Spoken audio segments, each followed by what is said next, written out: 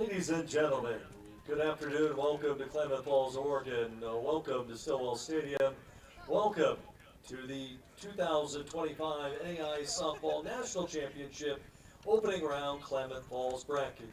Game 3 of the day, Game 6 of the tournament, is an elimination game between the number 4 seed, the Jimmies of the University of Jamestown from Jamestown, North Dakota, and the number 2 seed, the Fire of Southeastern University of Lakeland, Florida.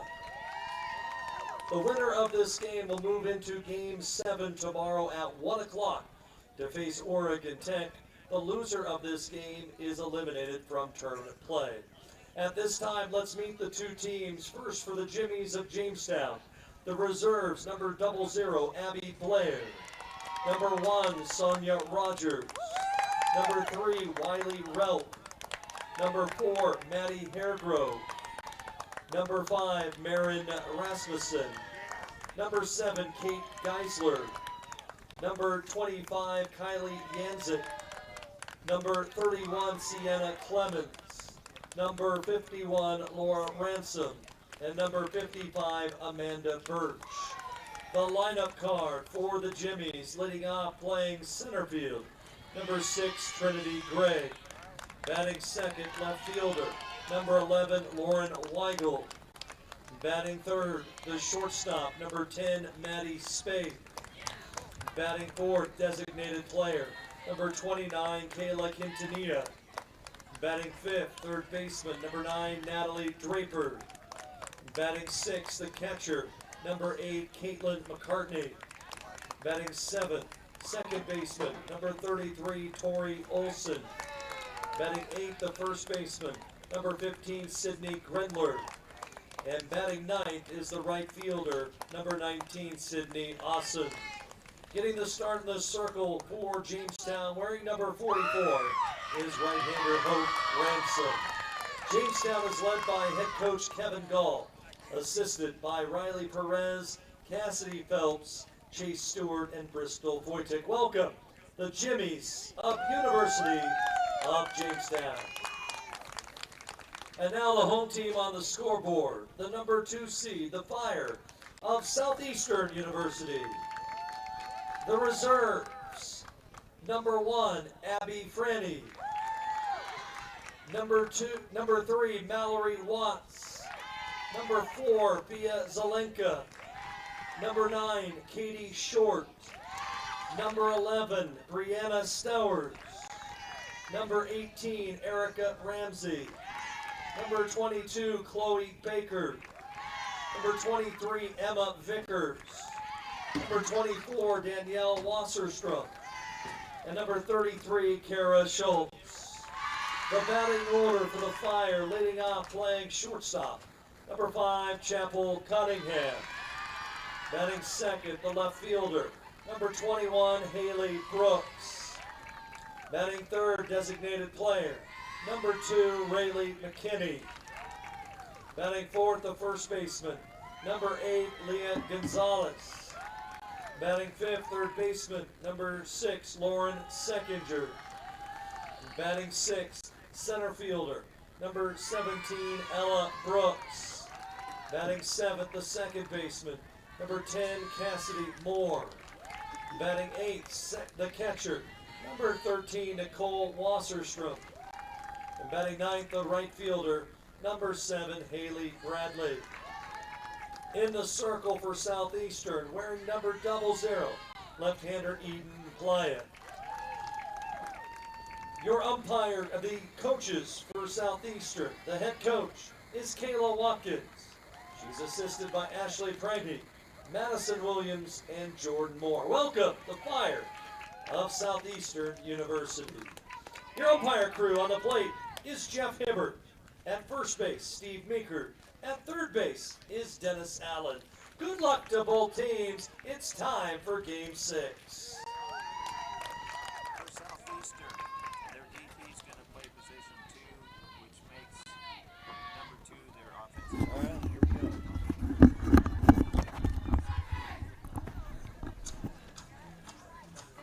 Two teams, one spot in tomorrow's elimination final.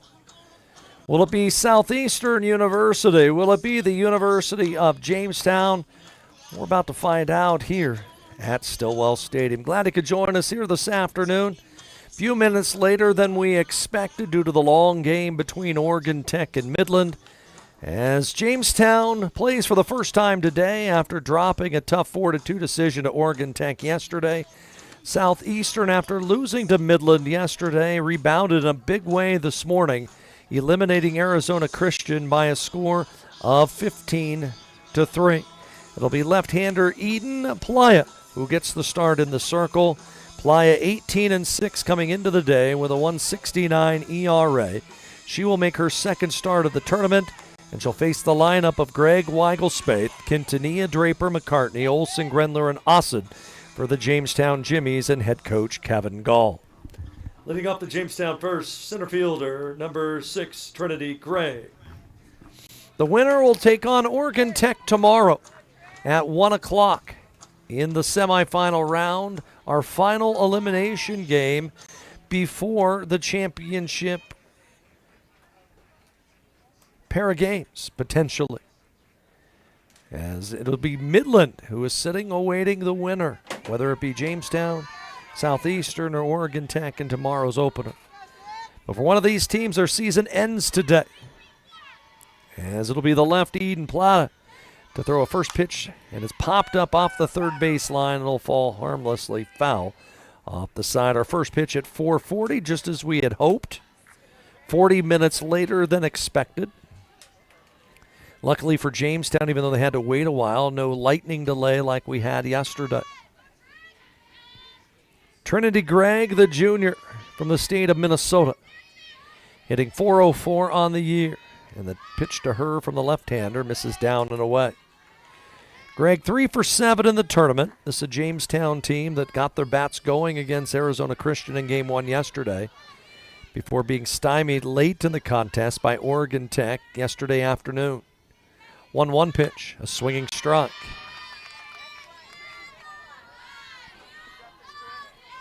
And all Southeastern did today was put up a 10-run third inning. In a 15-3 win over Arizona Christian, they scored the final 15 runs of that contest.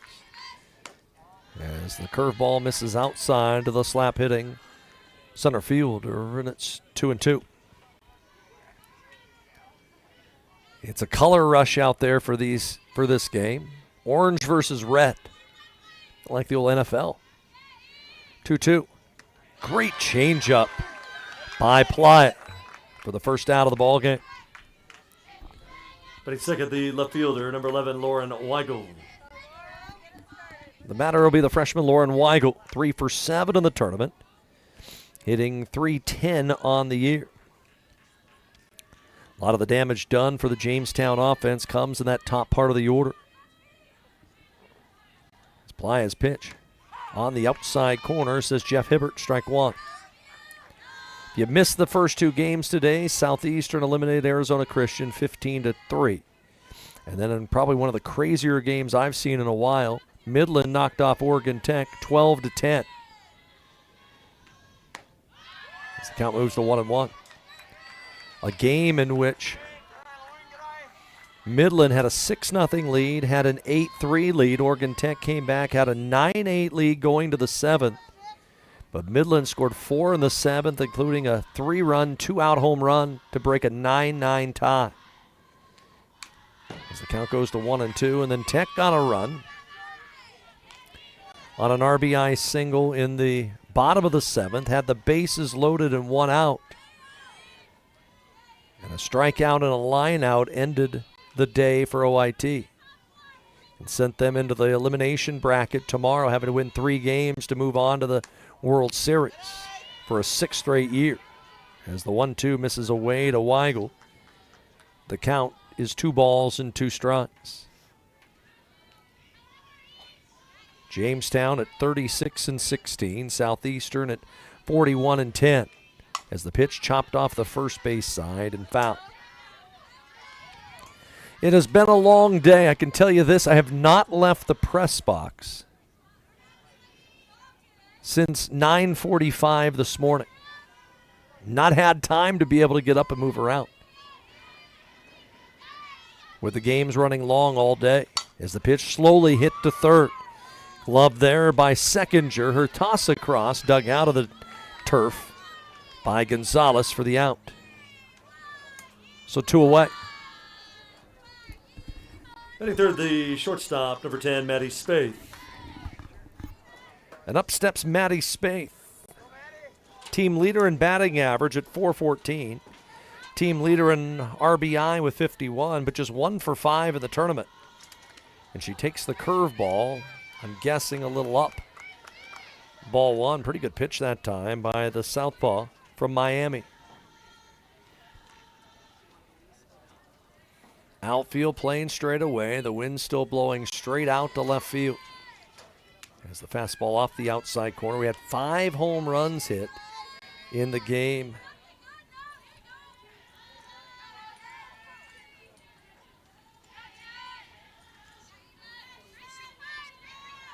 Two balls, no strikes.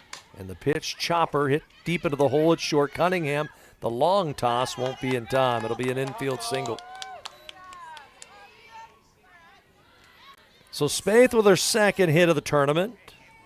And up steps Kayla Quintanilla. The designated player, number 29, Kayla Quintanilla. The senior from Moreno Valley, California, leads the club with 4 hits in the tournament. Had 4 RBI against Arizona Christian yesterday. And takes a pitch outside and low. A ball, no strikes.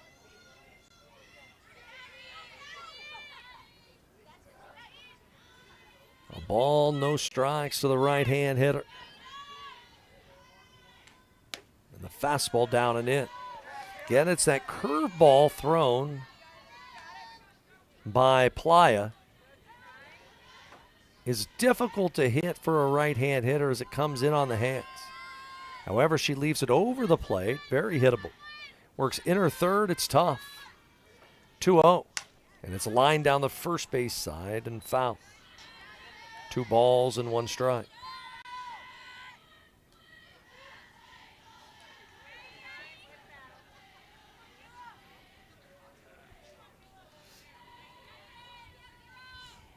The entire infield will come in, have a little chat. Talking with the left-hander out there on the slab. 2-1 pitch. Swung on, hard hit ground ball. Cunningham dives, flips to the bag. Do they get the out? Yes, to end the inning.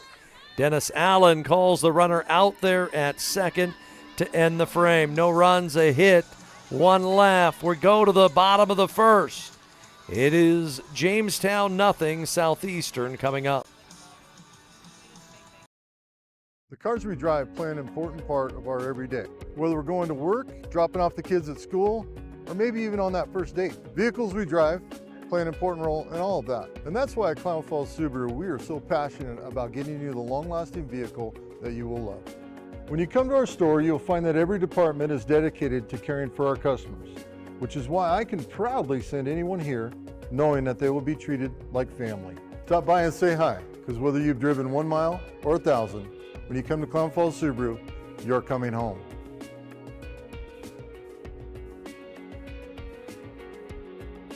The comfort of home has never been more important, which is why we're committed to delivering affordable, reliable power. Our reliability track record is 99.98%, and we're always working on new and better ways to go even further.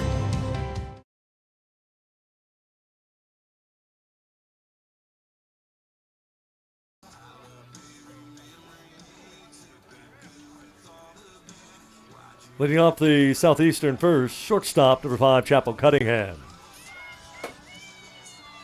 Great play by Chapel Cunningham, going to her left to dive and flip the ball to the second baseman. Cassidy Moore to get out of the trouble. In the bottom half of the first inning, and that's Cunningham who gets to come up to the plate and start the frame. Chapel had 3 hits in the opener today, part of a 16-hit attack for the Fire. The 15 runs they scored was the 3rd highest scoring game since the opening round started years ago. As Hope Ransom's pitch is strong. The kid from Winnipeg, 13-7, a 2.44 ERA, 131 strikeouts, and 152 and 2/3 innings. As the 1-1 to the plate, a chopper to short. They'll have to hurry the throw to first. They got her. Great job by the shortstop Spaeth to get rid of that ball quickly. As Cunningham, as fast as they come in the NAIA. And there's one out on the board. Second to left fielder, number 21, Haley Brooks. So the batter's Haley Brooks, who was perfect in game 1 today. She went 3 for 3. And the pitch to her fouled away. Again, Oregon Tech awaits the winner tomorrow. One of these two teams has to win 4 straight elimination games. And if it's Southeastern, that would be 5, including the win they had this morning, to make it to the World Series. Both teams have enough in the gas tank to do it. As the pitch hits Brooks in the front shoulder. And so Brooks aboard with 1 out. Designated player, number 2, Riley McKinney. Riley McKinney, 2 for 5 at the tournament. 9 home runs and 47 knocked in.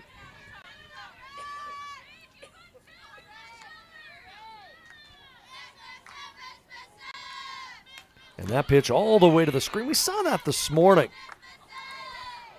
a couple times where pitches just elevated way out of the zone. As McCartney, the catcher, had no chance to get to that one, and a runner in scoring position without the benefit of a hit for Southeastern. And Ransom's pitch is upstairs. Head coach Kayla Watkins coaching in the third base box for the Fire. As the 2-0 to the plate. That's downstairs. Make it 3 balls and no strikes. And winner moves on to play tomorrow. Loser is done. 3-0 right there from Ransom. One thing that is a struggle for us today is that the NAIA stats page, which hosts the scoreboard, not operable right now. So trying to get scores from other games difficult. There's a good pitch by Ransom, and McKinney can't catch up.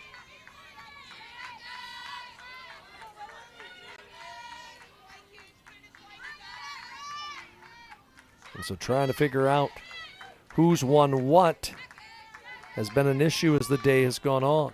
The pitch that's fouled off. Trying to go through a back door to try and find potentially some scores. We'll see if I can track that down. Just love to be able to tell you which team's still in this tournament. The pitch popped up on the infield. Waiting for it, Draper, the third baseman, in foul territory to make the catch.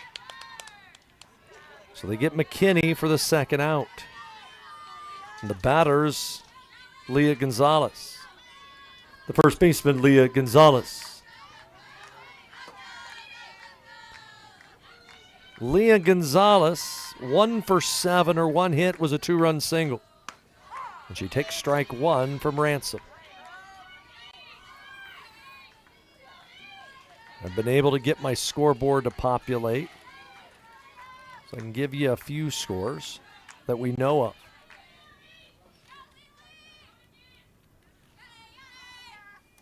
Oh, 1. That's on the corner. The count is 0-2. We can tell you Southern Oregon beat Hope International 10-2. They're into the championship game over the hill in Ashland. Gonzalez, 8 home runs on the year. 0-2.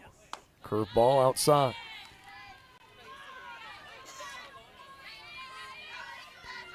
Tennessee Southern looking to eliminate British Columbia, leading in the 7th, 4-1. Baker's knocked out Friends, 5-1 today. 1-2. High again.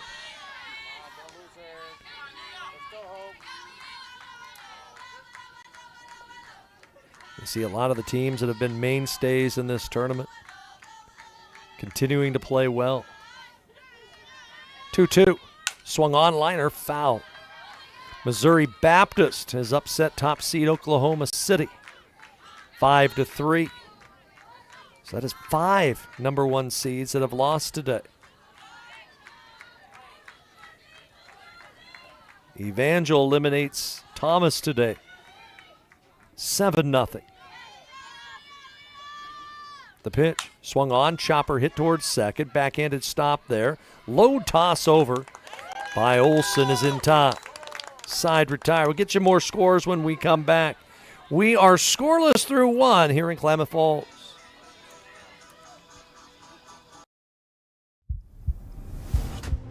It all began in 1937. A vision to start something different, something better. A college athletics association where competition wasn't just about the scoreboard, but about character, growth, and rising together. From that first tip-off, the NAIA has grown in size and in spirit, in the way we play, the way we lead. Make athletics greater than a game. This is college athletics the way it was meant to be. This is the right way to play.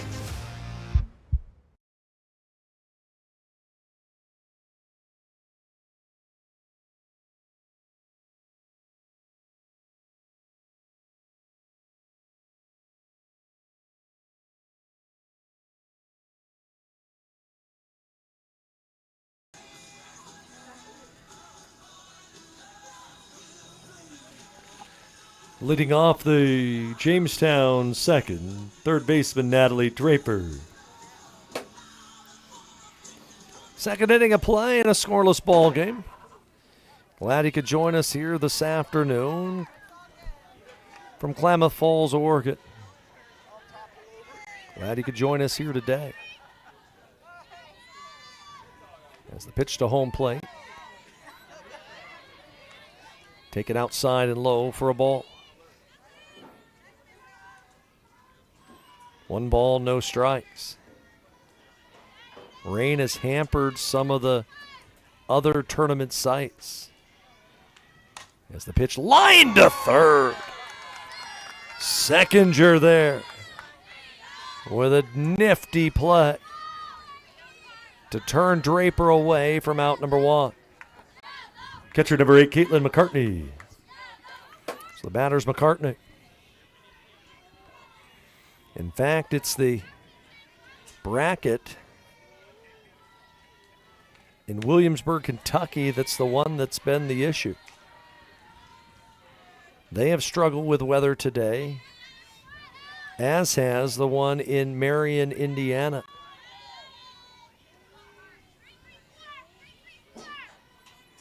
A ball and no strikes the count, and the pitch to the plate, a called strike. McCartney hitting .339. She's driven in 21. 1 for 5 in the tournament. As Playa looks to work. 1-1. It's outside.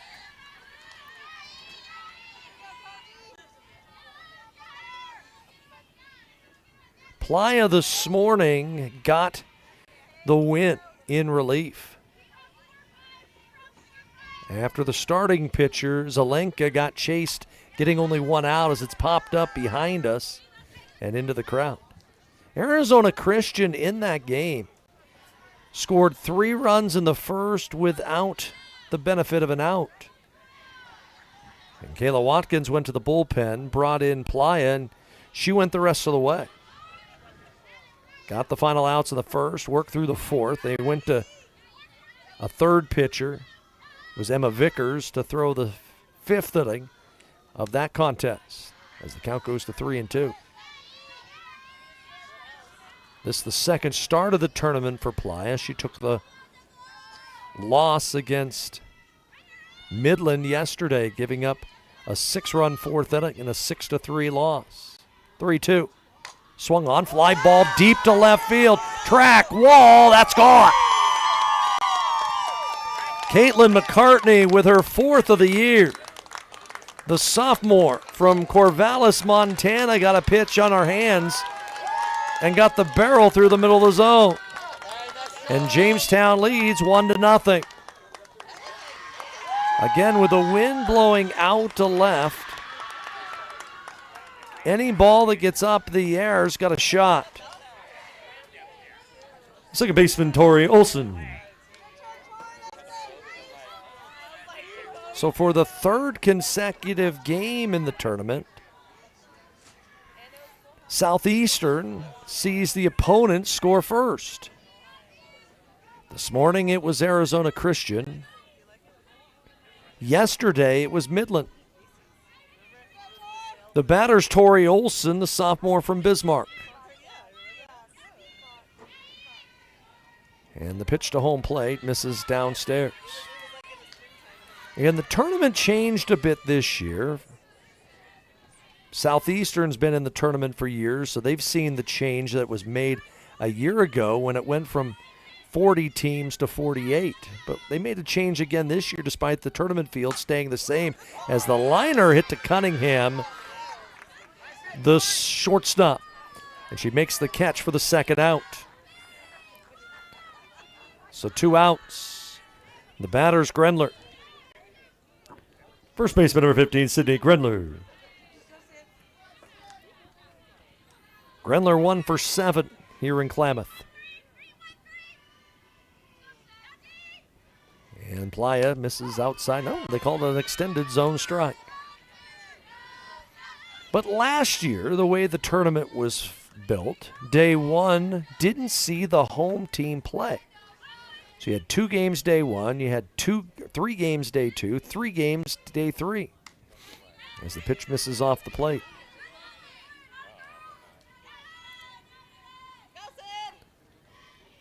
And last year we ended up going to Friday where we had the championship series, or to Thursday had the championship series.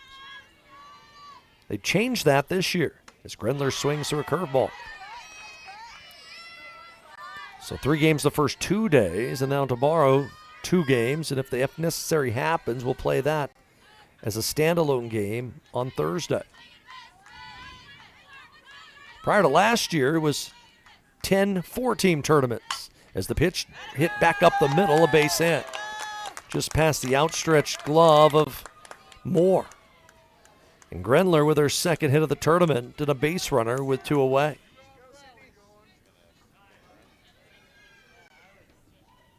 Right fielder, Sydney Austin. Looks like they'll run for Grendler. And we'll see who comes out of the dugout. It'll be Marin Rasmussen. Attention please, running at first, number 5, Marin Rasmussen. First time we've seen Rasmussen in this tournament. With a 20-player roster, you have the ability to have designated, basically, pinch runners. And a lot of the teams have done that. Austin 2 for 6. And takes a strike at the knees. The home run off the bat of McCartney has given Jamestown the 1-0 lead here in the second. Southeastern has the hammer, though, as the higher seed, as the pitch popped up off the third base side. Again, tomorrow we start play at 1. Championship game will follow that one. And if the team that can knock off the unbeaten team will do it again on Thursday. And that would be a winner-take-all scenario. 0-2. Fouled off in the last couple years we have gotten to that. In fact, the last 3 years we've had a winner-take-all championship here in this bracket. It was Jessup one year that forced the if necessary. St. Xavier forced the if necessary. And last year was Oregon Tech that did. As the toss of the plate on the outside corner, a called strike 3. The inning is over. The home run by McCartney gives Jamestown a 1-0 lead. We head to the last of the second here from Klamath Falls. Experience is everything at Klamath Falls Toyota. Experience digital solutions like an online buying process, fast and easy. Estimate your payments. Nice. Value your trade-in and get pre-approved for financing. Do all the paperwork remotely. Choose in-person pickup or at-home delivery. We even offer airport pickup. Klamath Falls Toyota, where experience is everything.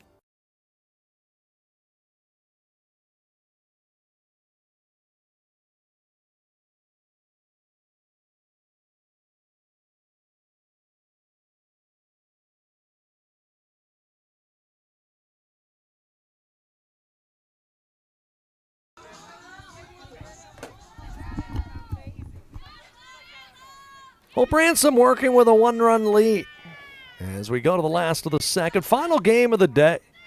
So we're on the back end of the tournament. And especially for those of us here in Klamath Falls, it's been a lot of softball over the last 2 weeks. I'm grateful for the staff that we have that have been able to put on a high-class event. And we hear about it every year when we host not just this event, but any event. And it's like, people leave our venue and they are happy. Things done right, especially the little things. As the fastball by Ransom downstairs to Seckinger, the junior from New Orleans. 3 for 6 of the tournament, hitting .371 on the year. Had a run-scoring single in the opener today as she takes a pitch on the outside corner to even the count. I've heard nothing but positives from the concession stand today. Those pulled pork sandwiches we've been selling, you've seen people just buying them in droves. 2-2, that's low. Yesterday, I heard we went through 3 entire fills of hot chocolate when the temperature was below 50. Last year we had to buy ice cream on the last day of the tournament because the temperatures were in the 80s. I think we sold out every ice cream bar that day. The facility spotless. Field conditions as good as you're going to get. 3-2. Swung on, ground ball to third. Glove there by Draper, and her throw across is in time. Seckinger retired for the first out. Center fielder Ella Brooks. Bring up the left-handed bat of Ella Brooks, junior from Knoxville, Tennessee.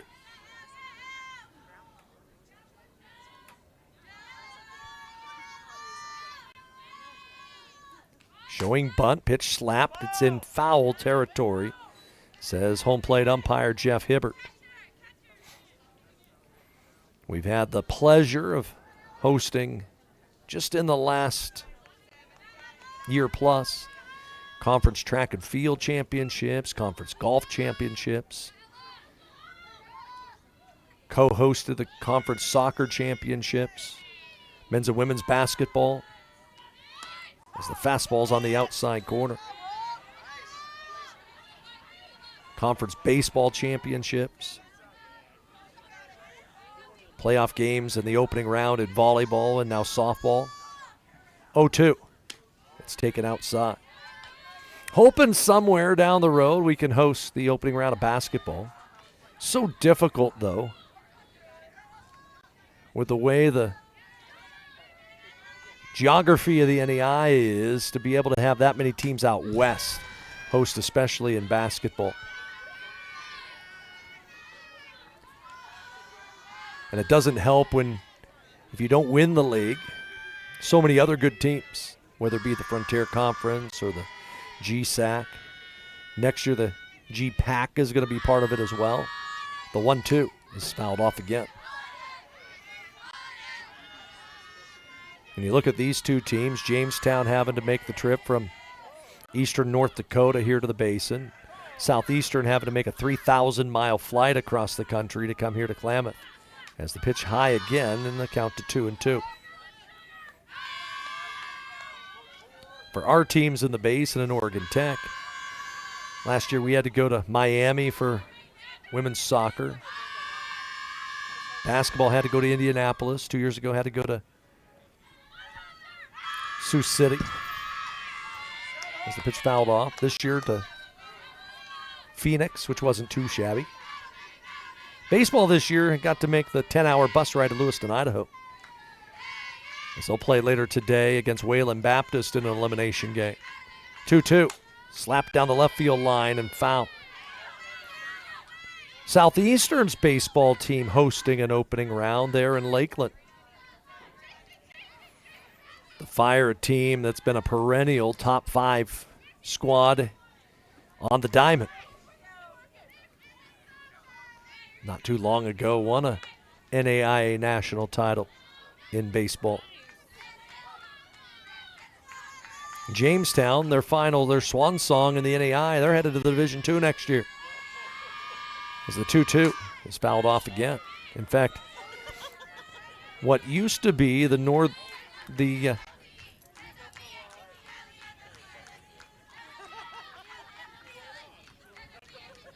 North Star Athletic Association disbanding after this academic year, as the pitch lined is short and an easy play made there by Spaeth for the second out. Second baseman Cassidy Moore. The North Star will be limited down to just a couple teams. Valley City State, Dickinson State, Dakota State. After Jamestown set the lead, and Mayville State. And those 4 teams will move, along with new member Bismarck State, into the Frontier Conference. That's the Montana-based league. As the pitcher called strike. It'll make that a super conference for football, but that league will actually sponsor softball for the first time ever. As Carroll College in Helena, University of Providence in Great Falls, will move out of the Cascade, they were an affiliate member, and the Frontier will sponsor the sport for the first time. Cassidy Moore has had a great tournament. A couple doubles, she's knocked in 3. And the pitch to her is fouled right back into the screen, and it's 1-2. Jamestown leads 1-0 on the Caitlin McCartney solo home run in the second.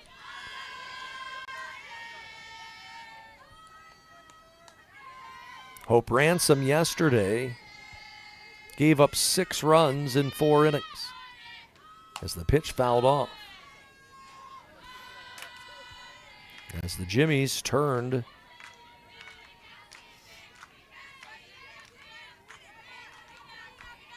to a reliever, Maddie Haregrove, to go and close out the game yesterday against Arizona Christian. 2-2. Swung on, popped up right in front of the plate. Who wants it? It'll be the third baseman. That's Draper, who calls everybody off. She makes the catch, and the side's retired. Straight up 3 outs in inning number 2 for Southeastern. We'll go to the third. 1-0 Jamestown here on the Al Sports Network.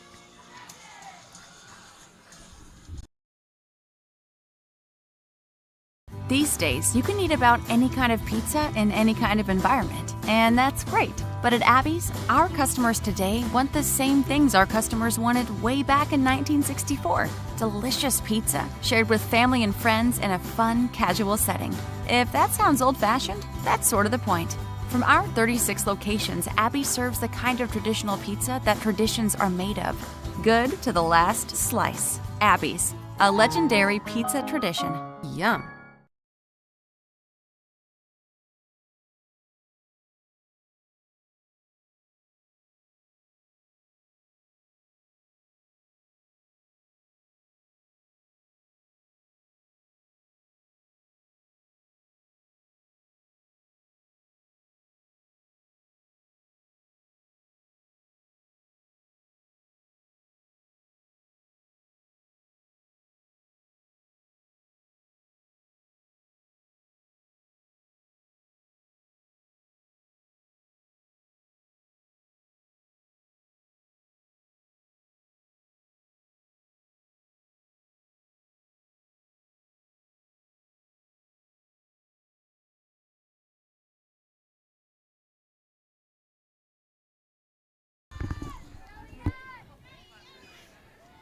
Greg Weigel-Spaeth, top of the order for Jamestown here against Eden Playa in the third. Showing bunt and the fastball taken at the knees for a called strike. Greg didn't like the call. Was the right call by home plate umpire Jeff Hibbert. We have 4 umpires rotating through this tournament. Took us a little while to figure out the rotation, but we did. As the 0-1 delivery to the plate, taken a little bit high. Jamestown, we talked about it yesterday during their games, opened up the season playing indoors. Played the first 3 weeks of the season in bubble tournaments, which is commonplace up in the plains. As the pitch misses high. They take turf fields, they put a inflated bubble over the top of it. Temperature outside's 30 below, inside it's comfortable and you can play. 2-1, and it's bunted foul. Now they have kind of modified rules because of the confined space and such. I've always wondered when you play in a bubble tournament if does someone hit a line drive through the bubble. 2-2. Slap foul off the third base side. You think about those days when the old Metrodome had that roof. Kingdome had that roof. Astrodome had that roof. I think really it's Tampa Bay, the only one that has the conventional roof now. As the pitch chops slowly, Playa to her right has it, throws quickly to first, and they got the out there. Good stretch by Gonzalez, the first baseman, for the out. The fielder, Lauren Weigel. You think about in baseball the fact that there was a time where there were so many multi-purpose stadiums and such. It's kind of gone by the wayside now. And you still have the indoor facilities, but they all have those retractable roofs. Probably the one that's the least convenient would be Toronto. The Rogers Center as the pitch misses outside.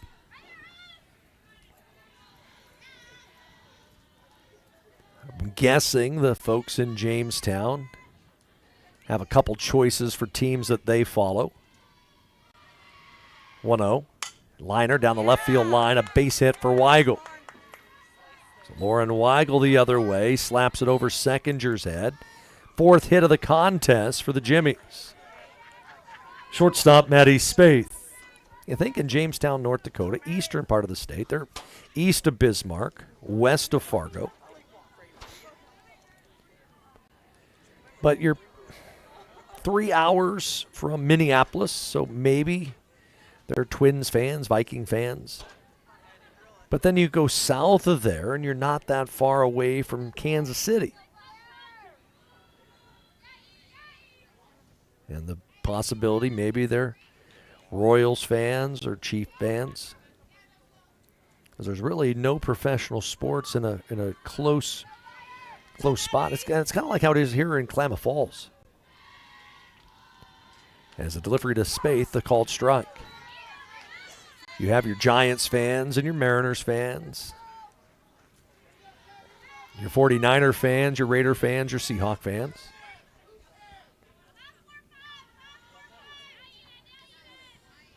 Oh, 1. And that pitch line down the left field line. That's in there for extra bases. It'll roll to the wall. They're going to wave Weigel around third. She's going to score on an RBI double off the bat of Maddie Spaeth, and it's 2-0 Jamestown. That ball roped just fair over the glove of Seckinger, the third baseman. That ball hit sharply off the bat of the junior, Maddie Spaeth. Designated player, Kayla Quintanilla. So it's 2-0 in favor of the Jimmies. And Kayla Quintanilla, the hitter. And she takes it high for ball 1. I think the one here locally that people get torn on would be basketball. Doesn't seem like it's a huge NBA town.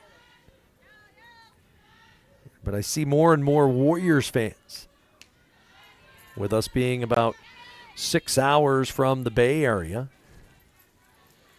We're about 5 hours, a little less from Portland. But it seems like there's more Warrior fans than Blazer fans. Maybe because the Dubs are good and the Blazers haven't been for a while. As a swing and a miss by Quintanilla. Can tell you, Klamath is a big basketball town. It used to be a huge baseball town back in yesteryear. Runner at second with one away. Playa to the plate, and Quintanilla hits a ground ball to third. They'll look the runner back. The throw is low, but it's scooped out of there by Gonzalez. Holding at second base is Spaeth for the second out. Third baseman Natalie Draper. And up steps the freshman Natalie Draper.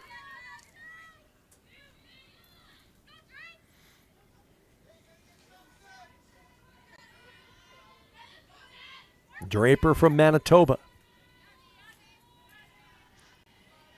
And the pitch to her hits her in the front arm.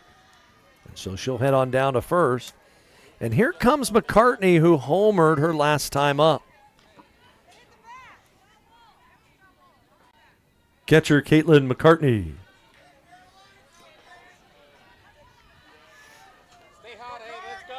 McCartney homered her last time up. It looks like we're going to have a conversation in the circle. As Kayla Watkins to go out and talk with Playa. I know the one sport that probably in Jamestown they are a big fan of is hockey. And probably big fans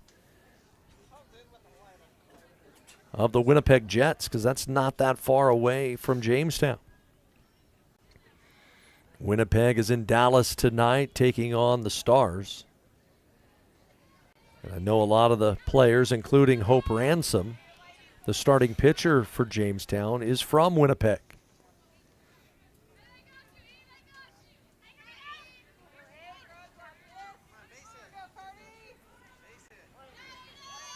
So McCartney, the batter.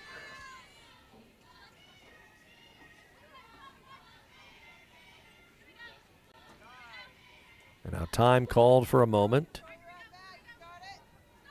as she will step out.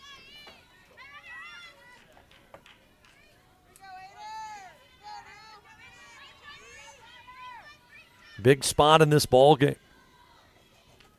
And the fastball's there for a called strike.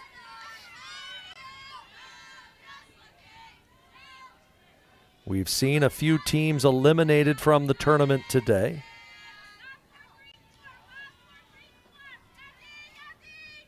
Not all the sites will be sitting at just 3 teams left when the day is done due to weather. I believe the Williamsburg, Kentucky bracket really struggling with their weather. 1-1. Swing and a miss. Curveball in on the hands. But we can tell you no fewer than 6 top seeds have lost already today. Talks about the parity in NAIA softball. 1-2 pitch. That's outside. Losers today include top-seeded Science and Arts, Oklahoma City, LSU Alexandria, Our Lady of the Lake, Oregon Tech, and Northwestern. They have all lost today. 2-2. Swung on and fouled away again.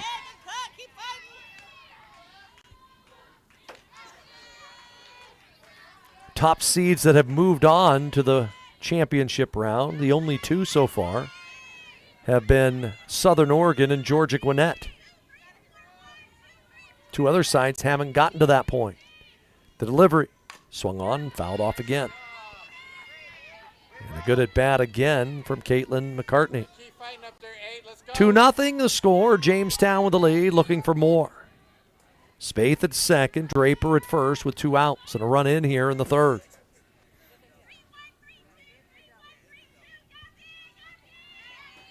And the righty's pitch, and it's fouled off the first base side once again. Draper been working the inner third against McCartney. Tried to work away with a screwball, and a good inside-out swing from the right-hand batter just to fight it off. We'll see what sign comes out of the dugout from Kayla Watkins. 2-2. Swung on, high chopper over the hill. It'll be an easy play for Cunningham, the slick fielding shortstop, to end the inning. 1 run. 2 hits, 2 left. We go bottom of 3. 2-0 Jamestown on the Owl Sports Network.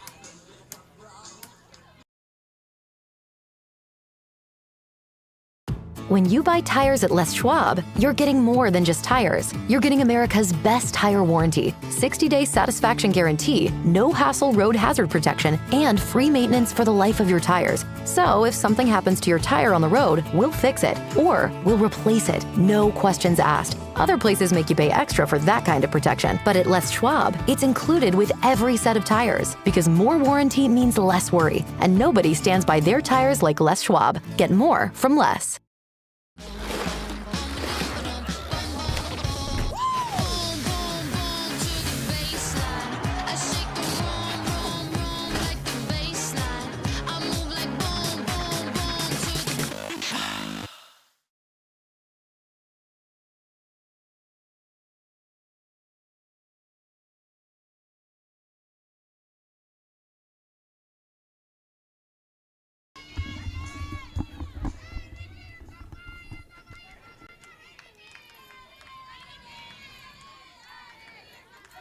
Game 6 of the NAIA National Championship, the opening round here in Klamath Falls, Oregon. And first pitch swinging is the catcher Wasserstrom, and she grounds to third base. And Draper on the one hop makes the easy play. 1 out on the board. And to the bottom of the fire order, and Haley Bradley. Right fielder number 7, Haley Bradley. Bradley 1 for 5 of the tournament. Had a nice bunt in game 1 today as well as the freshman, and she takes a pitch from Hope Ransom a little high for a ball.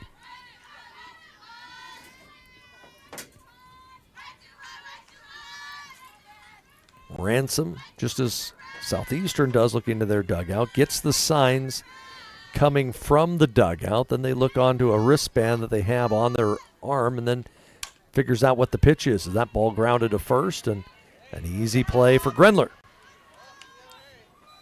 So 2 outs. Took 3 pitches to get 2 outs, and back to the top of the fire order. And Chapel Cunningham. The shortstop, Chapel Cunningham. And the end of the road for one of these two teams. And it'll be an emotional night for the seniors on that losing team. As Cunningham showing bunt, takes the fastball right at the letters for a strike. It is never a fun thing to see your career come to a close.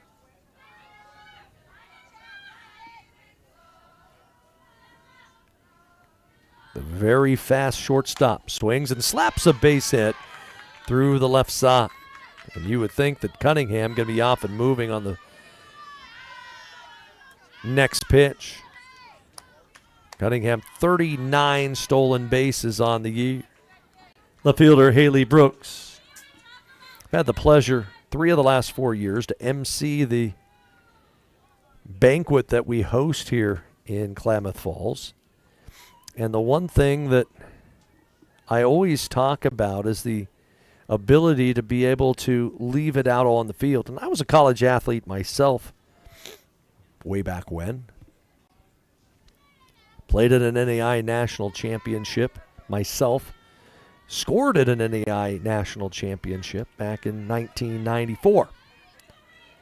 And I remember as a senior, we had made it to the football championship series 3 straight years. We were ranked 13th. We were in a great spot to make it to the playoffs again. As the pitch to the plate is skied to deep center field, a way back track wall. That's gone. Haley Brooks with her first of the year. has tied the game at 2. Ransom with a pitch, middle of the plate. She hammered it over the center field wall, 215 feet away. And so the slap single by Cunningham, the 2-run homer by Brooks, and with one swing, that lead is evaporated. Designated player, Rayleigh McKinney. So back-to-back hits from the top of the order the second time through for Southeastern, and the pitch will be to Rayleigh McKinney. And the delivery by Ransom, a swinging strike. But we were ranked 13th, won our rivalry game by a score of 63-7. And for some reason, we dropped to the national poll, and we were the first team left out of the postseason as the fastball misses down and away. And so it never crossed the seniors' minds the fact that the last practice we had was the last practice ever for us. It's not like the ladies have here where they know they're going to leave it all out on the field. As that pitch skied to fairly deep right. Drifting back goes Almond on the warning track to make the catch. Into the teeth of the wind went McKinney. Side retired, but we're tied now at 2 on the 2-run home run off the bat of Brooks. 2 runs, 2 hits, nobody left. We're going to the 4th in a 2-2 ball game.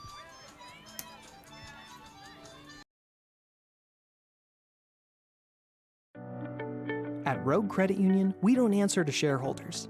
Instead, we return earnings back to our members. We know that we're stronger when we work together, and that's why we're invested here, living, giving, and supporting local.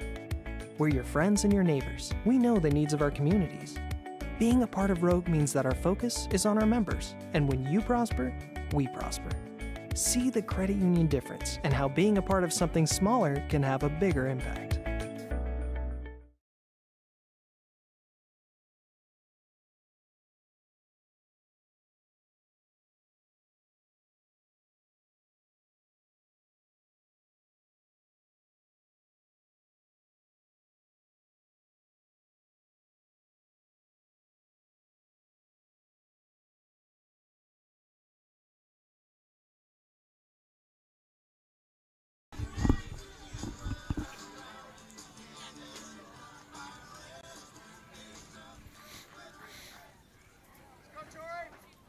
Single runs in the second and the third for the University of Jamestown.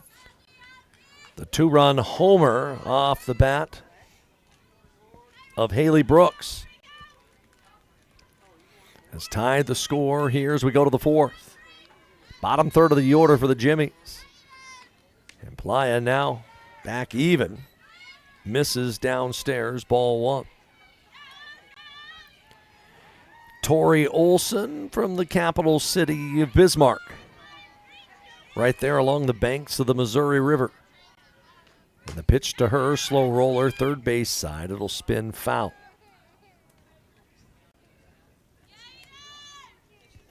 A ball and a strike. Interesting that the biggest cities are in the eastern part of the state. Fargo, right along the Red River. As you're closer to that I-29 corridor. As that pitch bunted right in front of the plate. Bare hand throw to first base. Got her. Nice job by Wasserstrom, able to quickly get out of her crouch, pick the ball up with the bare hand, and be able to make the out at first base. Nice play made by the junior catcher. First baseman Sydney Grendler.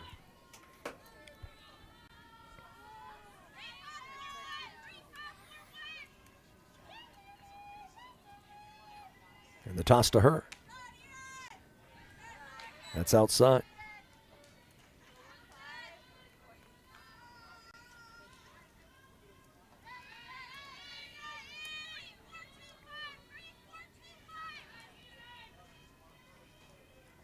Outfield plays are straight away, and Grendler takes it a little low. Count to 2-0. Grendler had a base hit her first time up, which was her second hit of the tournament. And the toss to home plate to hers, fouled off her knee. That one's going to sting for a bit. Grendler from Brookings, South Dakota. And I look out over the right center field wall. I see the big Daktronics scoreboard. It may or may not be in your screen. Yeah, it is in your screen. That scoreboard most likely was built in Grendler's hometown of Brookings, which is where Daktronics has their headquarters. And they're a big NAIA sponsor as well, as they sponsor the Scholar Athlete Program that was released a few weeks back by the national office. It used to be that they would announce the Scholar Athletes during the World Series, but it was 3 weeks ago when they finally made that announcement. As that pitch cued off the end of the bat, it'll be an easy play for Moore, the second baseman. 2 outs here in the top half of the fourth inning. Right fielder Sydney Austin, senior from Winnipeg. Struck out her first time up.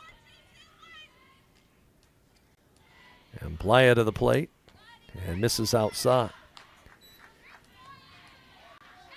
We went from a crowd of 300-400 to a crowd of, you can count them down below, probably 25 or so. 1-0, swung on, chopper hit foul. And even so, both teams, well, at least I know Jamestown has an Oregon player on their team. Abby Blair, junior pitcher from Banks, Oregon, up near Portland, is a toss to the plate, chopper to third. And it's going to be an easy inning for Southeastern. Seconder makes the play to end the frame. No runs, no hits, no errors, and nobody left. We're halfway home in the Tuesday finale, with Jamestown and Southeastern locked in a 2-2 ball game.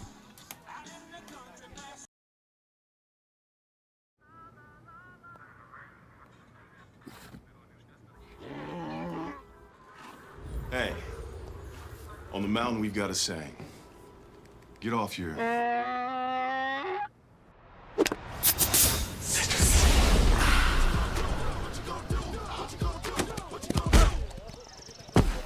Touchdown! Woo! Mountain Dew!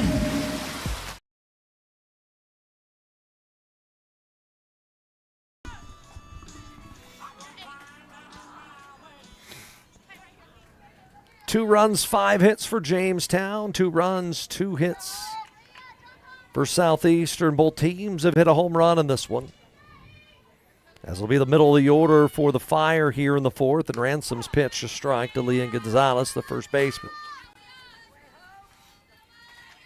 The senior from St. Cloud, Florida, not St. Cloud, Minnesota.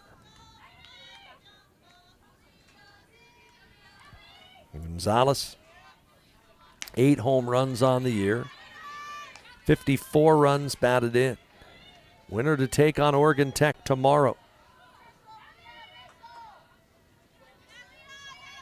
With the winner of that one moving on.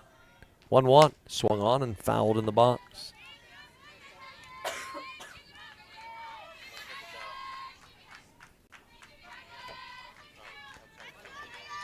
Tennessee Southern has eliminated British Columbia 4-1 today. So a 5 seed is made as that pitch skied to fairly deep right center field. That ball's going to land on the warning track and bounce up against the wall. And Gonzalez will slide into second with a sliding double. Gonzalez just stuck the bat out and used the power from Ransom and went the other way. And it looks like they may use a runner for Gonzalez. And I think it's going to be Katie Short who will be the one to run over there at second base. As Ashley Prangy, the former All-American at Southeastern, top assistant for Kayla Watkins, going through their lineup card, and I think they're trying to determine who is going to be the one who is going to run out there at second with nobody out. That's the go-ahead run.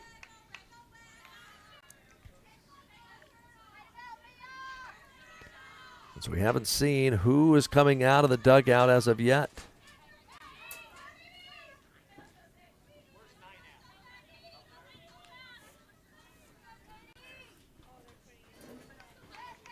Attention please, pinch running, number 9, Katie Short. So will be Short to run for Gonzalez. Seconder the batter.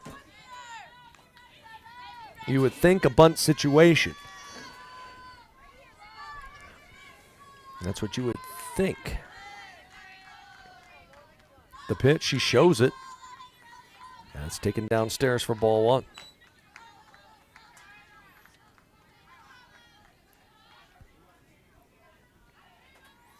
We're tied at 2. We are in the 4th. An opportunity for Southeastern to grab the lead. And the pitch to the plate. A line drive, base hit. That's through the right side. Short to third. The throw will come all the way through home. It's going to elude the catcher. And it's going to allow the runner to take second. It'll go against the catcher. In McCartney, unable to field the one-hop strike. So a base hit for Seconder. She moves up on the fielding error as the runner had stopped at third.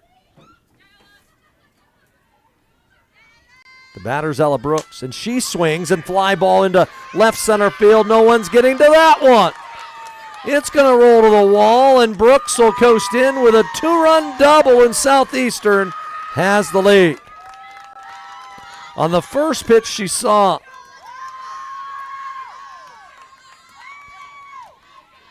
it is 4-2. Second time through the order, the adjustments have been made by the Fire. Second baseman Cassidy Moore. So 2 in the third, now 2 in the 4th. And the pitch to the plate, Moore fouls it off the left field side for strike 1.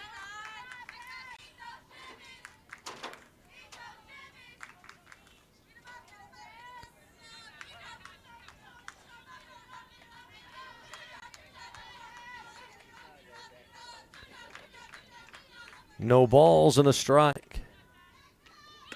And a pitch inside and low.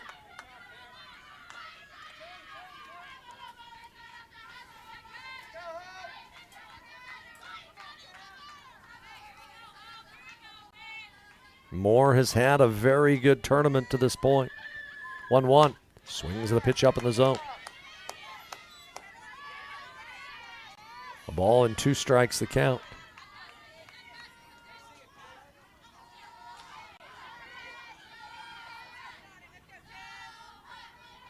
Runner at second with nobody out. And Ransom's pitch is a blooper down the left field line. That's in there for a base hit. To third, sliding in and into second with a 2-base hit. Will go Moore. She was going the entire way. And we're going to have a conversation in the circle. That might be it for Ransom, and her day is done after the double by Moore.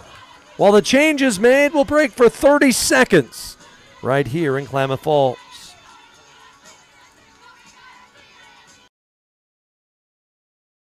At Oregon Tech in Klamath Falls, we produce some of the highest paid graduates in the state. We also have a competitive athletic program, all-season recreational opportunities, a thriving student life, and an average student-to-teacher ratio of 14-1. Get more out of your college experience with Oregon Tech in Klamath Falls.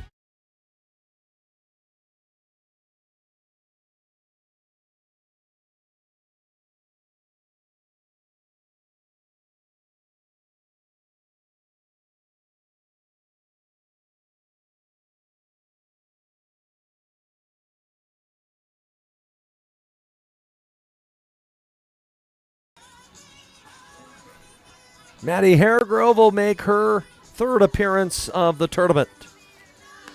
Freshman from Tucson, Arizona. And on the season, Haregrove, 11-1, a 2.65 ERA. In 71 innings, has struck out 60 batters. And she'll face the catcher, Nicole Wasserstrom. The catcher, Nicole Wasserstrom, with runners at second and third in a 4-2 ball game. Bloop double that time off the bat of Cassidy Moore, her third double of the tournament. And the pitch, bunt attempt, it's foul right back into the screen. That was a safety squeeze.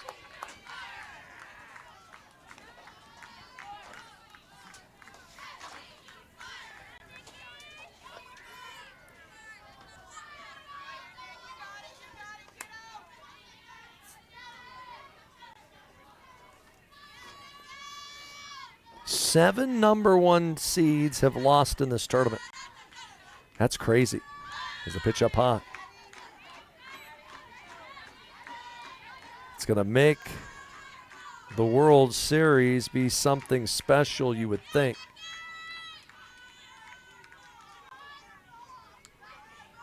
A ball and a strike, the count. And the pitch to home plate, a swing and a miss by Wasserstrom.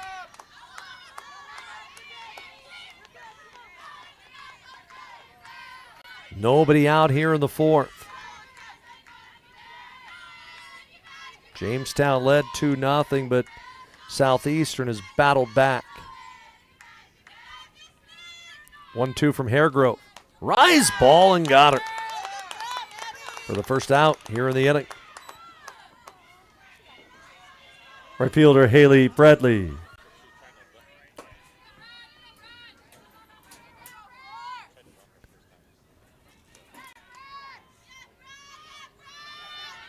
We look at a lot of the other scores and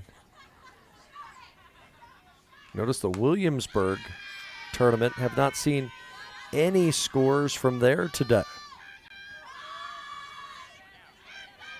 So unsure of if they had weather or not. But it seems like they've had. As the pitch, a called strike. 1-1. That would be Cumberland's and Texas A&M Texarkana playing in the winner's bracket side of things in that 4-team tournament. Cumberland's the number 2 overall seed. 2-1 the count now to the number 9 hitter in the order. Bradley 0 for 1 on the day. 1 for 6 in the tournament. You got the ever dangerous Chapel Cunningham on deck. You don't want to have to flip it back to the top of the order. And the pitch, that's a called strike. Board doesn't say an out, but there is an out on the board. So it should be 1 out. And that's huge if people on the field are paying attention to it.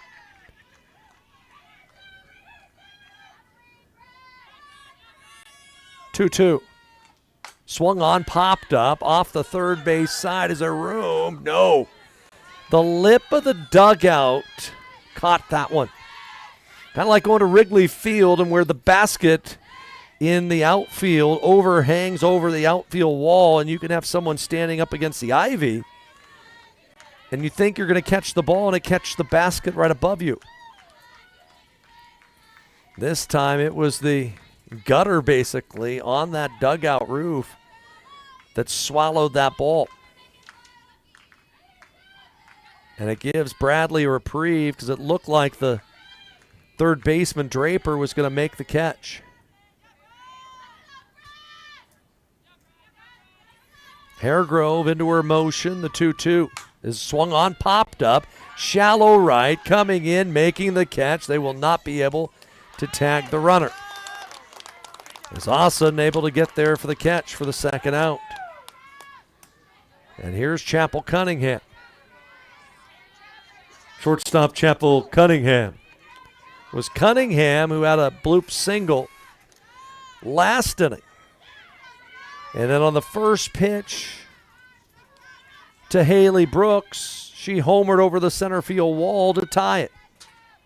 The pitch to Cunningham, down and away.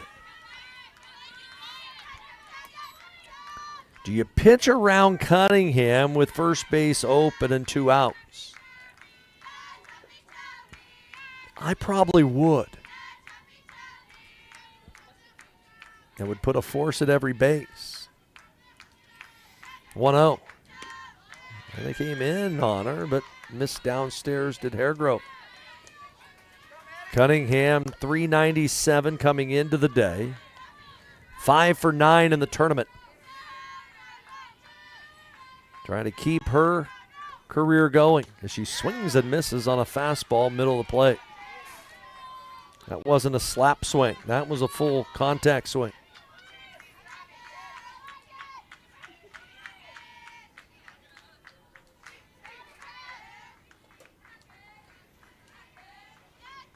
Two one, taken high. Thank you to my good friend Denny Grubb up in Lewiston, letting me know that they did not play in Williamsburg today due to weather. I have a feeling it was both baseball and softball that got canceled there, and I know they've had some storms and rain in that part of the country all day long. 3-1, right down the middle. And I know that's a concern in Michigan tomorrow for the NAIA golf tournament. That's going on there for the women. Hairgrove a strike away from getting out of the trouble. 3-2 to Cunningham. Swung on a chopper. Off her glove. That's going to be a base hit. An infield single for Chapel Cunningham. Picks up Brooks from third base. And it's now a 5-2 ball game. The batter's Brooks. The fielder, Haley Brooks. So it is 5-2 in favor of Southeastern.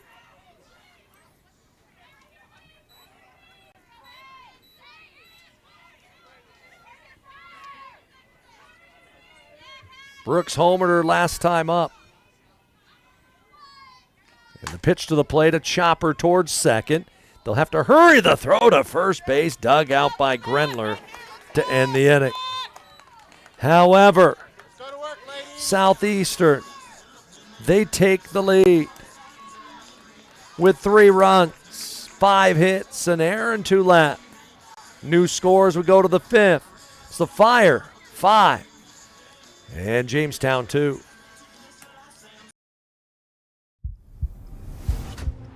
It all began in 1937. A vision to start something different, something better. A college athletics association where competition wasn't just about the scoreboard, but about character, growth, and rising together. From that first tip-off, the NAIA has grown in size and in spirit, in the way we play, the way we lead. Make athletics greater than a game. This is college athletics the way it was meant to be. This is the right way to play.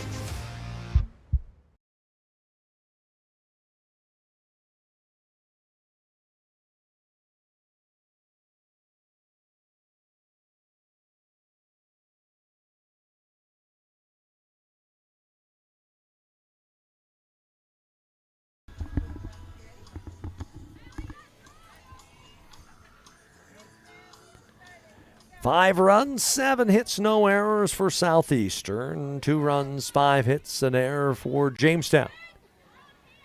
As we head to the 5th inning of play, top of the order for the Jimmies.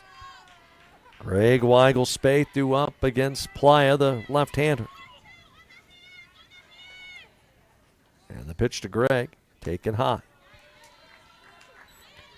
Again, tomorrow at 1 o'clock, it'll be Oregon Tech taking on the winner of this one, with the winner of that game set to face Midland University in the championship round. 1-0. That's there for a called strike. Greg is 0 for 2.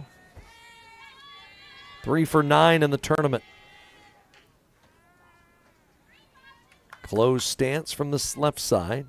Outfield shading her around to left, and the delivery. And it's slapped foul.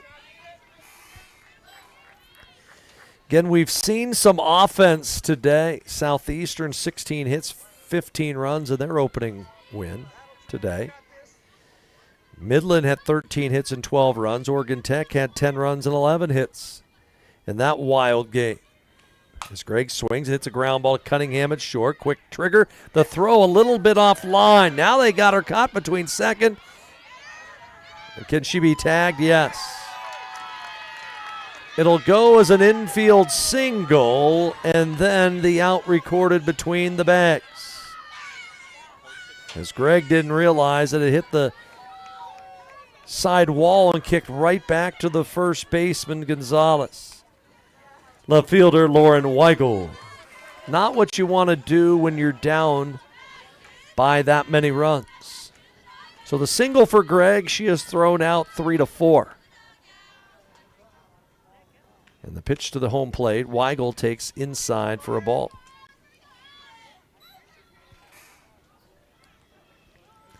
So Jamestown now with 6 hits in the contest. But again, running themselves out of potential scoring opportunity. And when you're down to your final 9 outs, potentially in your season, you got to make the smart move.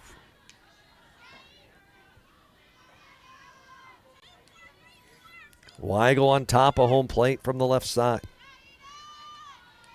And the 1-1 to her. A good changeup that just missed low.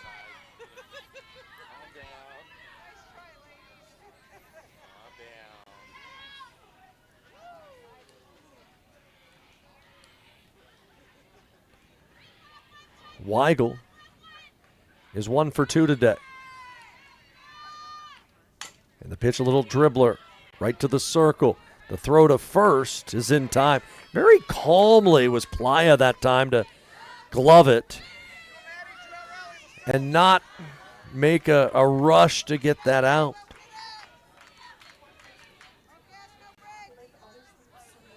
Shortstop Maddie Spaeth.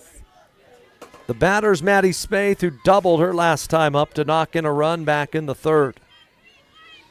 Roped a ball into the left field corner.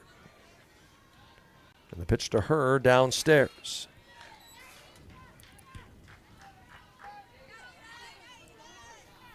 Again, the temperatures today, 10 degrees warmer than it was yesterday. Supposed to be even warmer tomorrow. 1-0. Taken low. Southeastern, a team staying at the Shiloh Inn here locally. It's only about 4 or 5 blocks from the OIT campus. You can almost see it from here. So we're high atop the hill above the OIT campus as the pitch rolled to third. The throw across in plenty of time by Seckinger. That's the second straight 1-2-3 inning by Playa and the Fire. We go bottom 5, 5-2 in favor of Southeastern on the Owl Sports Network. This May at Clamoya Casino, we're giving away over $57,000 in cash and prizes. Play Road to Riches drawings and win up to $1,000 cash and a gift. Win these fantastic kitchen appliances at our Kitchen Fun kiosk. During Play and Win Hot Seats, you could win $100 in free play. Win up to $500 in free play at our Real Mayhem slot tournaments. Win various prizes at our Memorial Day kiosk and earn entries for your chance to win a new RV on June 28th. Only at Clamoya Casino in Chiloquin.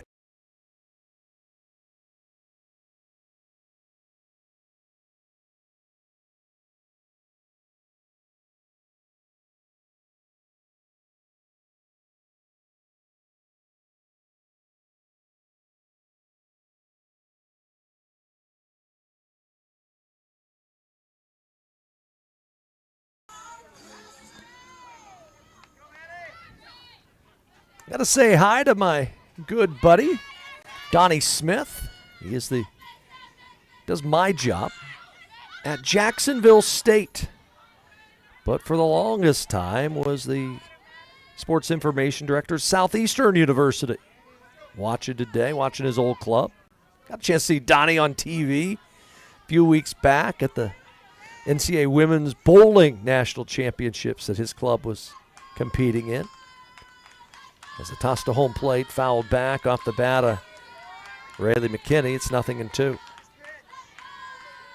So many of my colleagues over the years have been able to climb the ladder and do so many good things in this profession. Donnie's as good as there is. McKinney 0 for 2 on the afternoon. And the pitch by Haregrove way outside. Final line on the starter. Hope Ransom, she went 3 innings, 5 runs, all earned, 6 hits, no walks, no strikeouts. Southeastern looking to play add-on. As the pitch chopped to third. Right there, Draper to make the play across the diamond. 1 out. First baseman Leah Gonzalez. And up steps Leah Gonzalez. She had a double her last time up. Went the other way. Hit it into right center field. That was off of the starter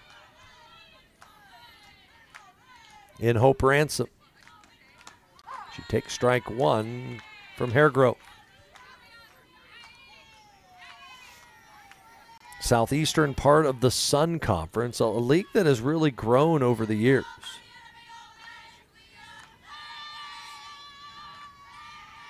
I remember back when schools in Florida were kind of an afterthought in the NAIA.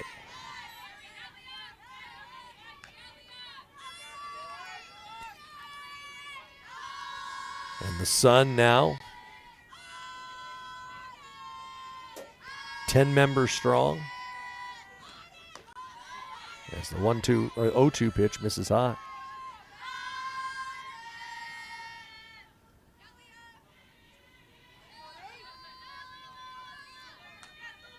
Ave Maria, Coastal Georgia, Florida Memorial, Kaiser, New College of Florida, SCAD Savannah, St. Thomas, Warner, Weber International, and Southeastern make up the 10 as Gonzalez a base hit through the left side.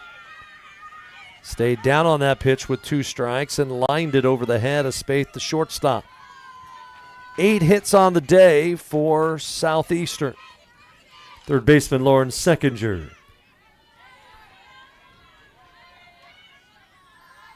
Big run over there at first base if Kayla Watkins' team can move her around. Haregrove to the plate with a changeup off the outside edge.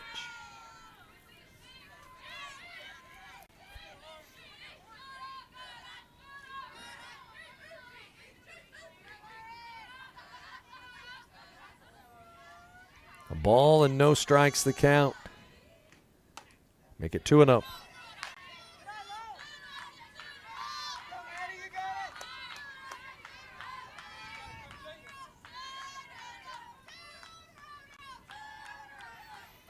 Seckinger from New Orleans. And the pitch to her, up high again. Was watching the other day, I think it was Sunday, when they had the selection show for the NCAA Division I softball championship. And the fact that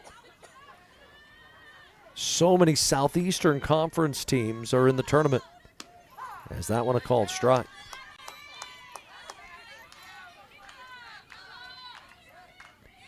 And the fact that Oregon, which is 47-7, is the number 16 seed.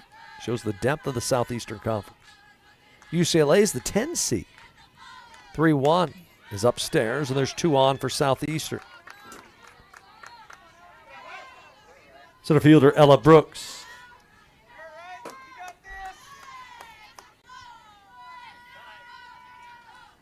And it looks like we'll have a conversation out there in the circle as the skipper on his way out, and Kevin Gall to talk about it. But you look at that bracket,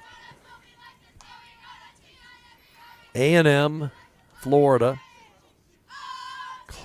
Texas, South Carolina, Tennessee, LSU, Alabama, Oklahoma, and Arkansas, all among the top 16 seeds. Arizona, the 13 seed. Texas Tech, thanks to Najee Canaday, the Stanford transfer, the number 12 seed. Florida State, the 5 seed. Clemson and Duke, 11 and 14 with the seeds. Oregon and UCLA at 10 and 12. And the fact that Washington, who's won a national title, was the last team in the field. 2 on and 1 out. Ella Brooks, the batter. And the pitch to her, swinging strike. Brooks doubled home a pair her last time up. That made it a 4-2 ball game. That was the last batter that the starter, Ransom, faced. 0-1. She shows bunt, pushes it off the third base side. Caught there by Haregrove, didn't get her. Bunt single for Brooks. The bases are loaded with 1 out. For Cassidy Moore, who has been a thorn in the side of every team in this tournament. Second baseman Cassidy Moore. Moore doubled her last time up.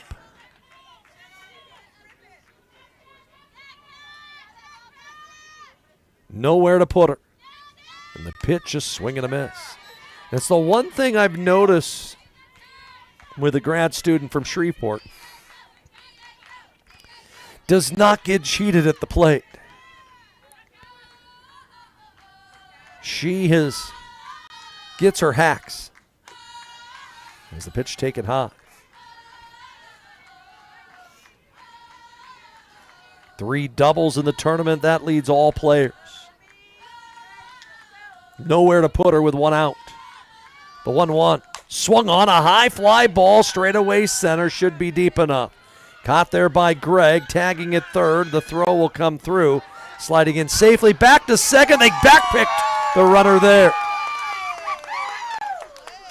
The run will score on the sacrifice fly, but they backpick Seckinger at second to end the inning. A run on 2 hits. 1 left. We go to the 6th. It's 6-2 Southeastern.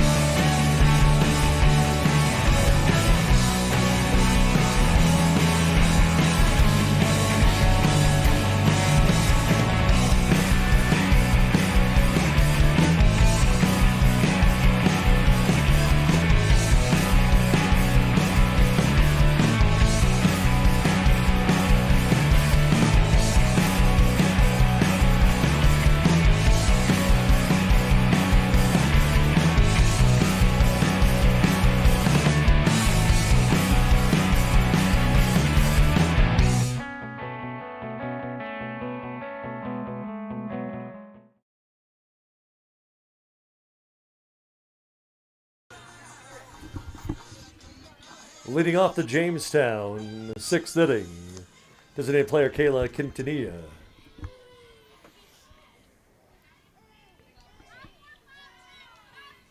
Top of the 6th inning and a 6-2 ball game. Middle of the order set to come up against Playa. As Kayla Quintanilla way out in front of a changeup for strike 1. Quintanilla 0 for 2 this afternoon. Now a 4-run cushion for Southeastern as the fastball misses inside. Quintanilla had the big game against Arizona Christian yesterday, going 3 for 4 with 4 RBI, including a go-ahead 3-run double in the second inning. 1-1. Swung on, hard hit ground ball, diving stop made from the knees. What a play by Moore.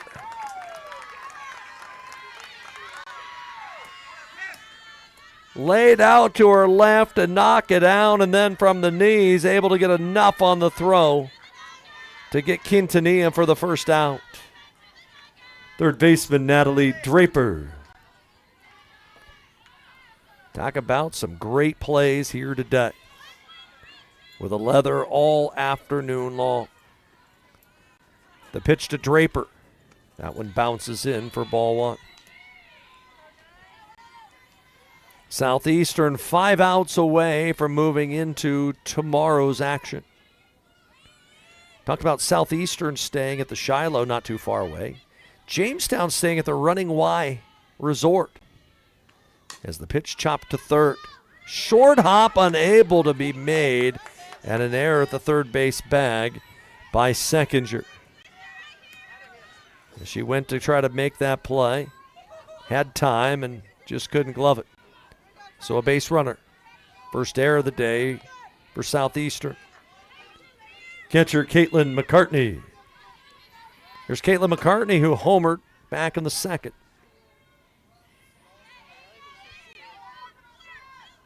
Running Y Resort, about 15 minutes from here. If you are looking out over the right field wall, literally you can see the Running Y Resort off in the distance on the other side of the lake. One of our key sponsors here at Oregon Tech. 1-0. Swung on and golf foul off the left field side. It's 1-1.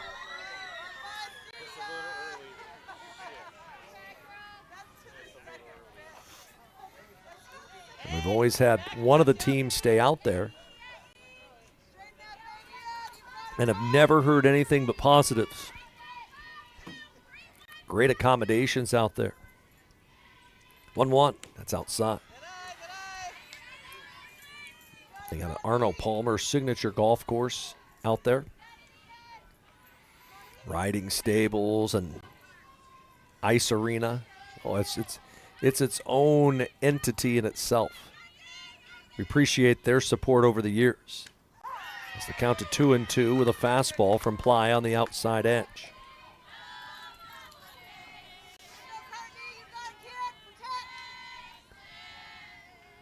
Six runs, 9 hits for Southeastern. 2 runs, 6 hits for Jamestown. And time called and out to the circle. We'll go Kayla Watkins. Not sure what the conversation is, but they will talk about it for a moment. And now before anything happens, Draper going to be lifted for a runner. So Draper will be lifted, and it will be Kate Geisler. Pitch please running at first, number 7, Kate Geisler. So the count is 2 balls and 2 strikes to McCartney.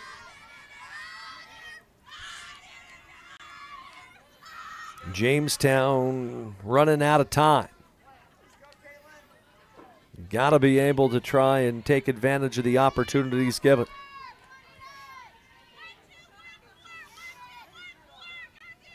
Playa's delivery.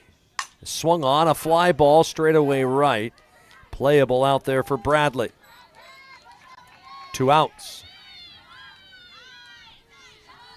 Second baseman Tori Olson. And the batter is Tori Olson.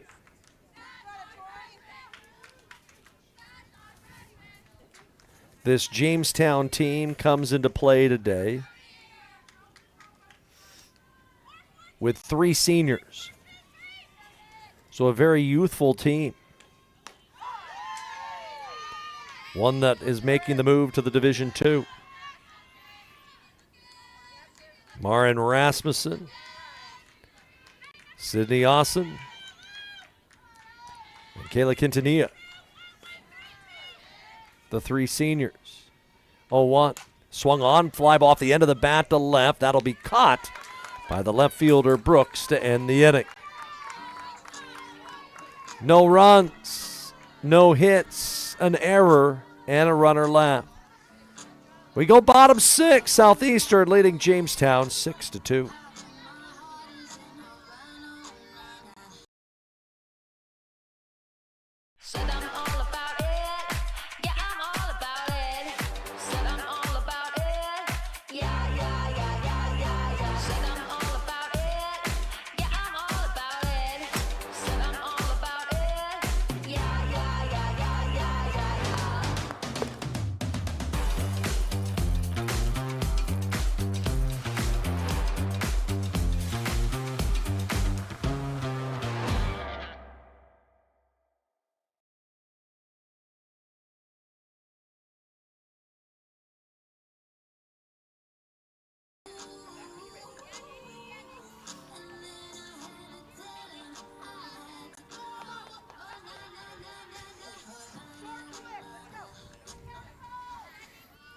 Last of the six here. Final game of the day from the Klamath Falls bracket after this.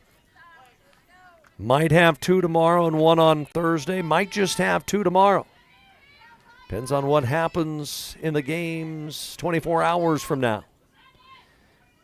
As Haregrove to the plate, and the pitch is lined into left center field. Diving play, it's going to get to the wall.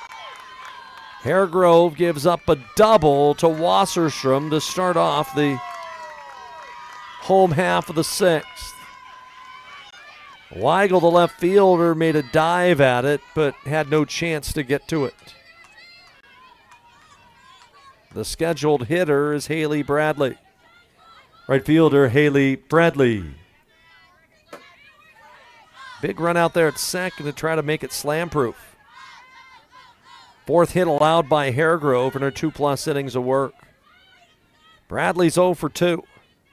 She shows bunt and drops it down. It's a good one. Bare hand throw to first base. They get the out there. And the sacrifice will advance Wasserstrom to third base. And now it's the top of the order in Chapel Cunningham.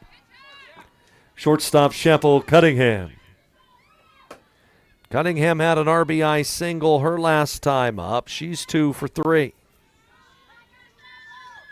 Lined a base hit into left as time called, and we'll see what the conversation's going to be between Kevin Gall and the players in the circle. If you put Cunningham on, she's going to steal second. That's a given. And so we'll question to see how they want to pitch to one of the better players in NAIA softball. Again, tomorrow will be the championship day for a bunch of the teams. Not for all, but championship day. It'll be interesting to see with so many number 2 seats. And it looks like that is going to be it for Haregrove. Looks like they're going to make a pitching change. We'll see who comes in for Jamestown, and it will be Abby Blair. So it'll be Blair who will take over. We saw her yesterday. Pitched well against Oregon Tech. Attention please, now pitching for Jamestown, number 00, Abby Blair. But to finish the thought while Blair goes through the warm-up tosses, Grandview, Missouri Baptist, Central Methodist, Eastern Oregon, Midland, Marion, all are not number 1 seeds that are in the unbeaten round of their respective opening rounds. Science and Arts, Oklahoma City, LSU Alexandria, Our Lady of the Lake, Oregon Tech, and Northwestern have all lost today.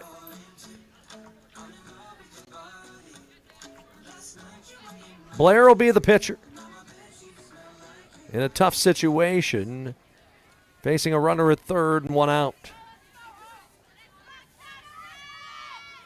Blair 10-8, 3.91 ERA, 43 strikeouts in 95 innings. Kid that grew up 4 hours from here in Banks, Oregon. The righty's pitch, Cunningham shows bunt, takes the curveball inside for ball one.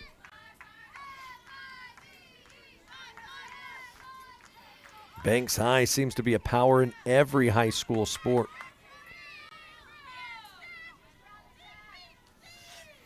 One out. That one off the glove of the catcher McCartney, but the pitch was down below the knees. It's 2-0. Again, tomorrow at 1, Oregon Tech takes on the winner of this one. Winner of that first game tomorrow takes Midland in the championship series, with Midland needing one win to return back to the NAIA World Series for the second time in 3 years, as the fastball to Cunningham is a strike. Jamestown made a trip to what was the NAIA National Tournament back in the 90s. Southeastern last made it to the World Series in 2022 when they finished third. 2-1. Swung on, chopper, hit to short. They'll check the runner. They throw to first. They get the out. What a play at shortstop by Matty Spaeth. Able to get Cunningham and hold Wasserstrom at third. Left fielder Haley Brooks. The batter's Haley Brooks. Hit a homer earlier today. That tied the game at 2. And she takes strike one.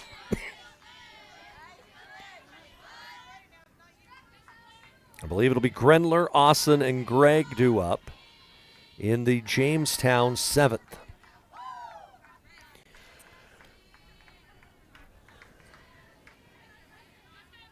0-1.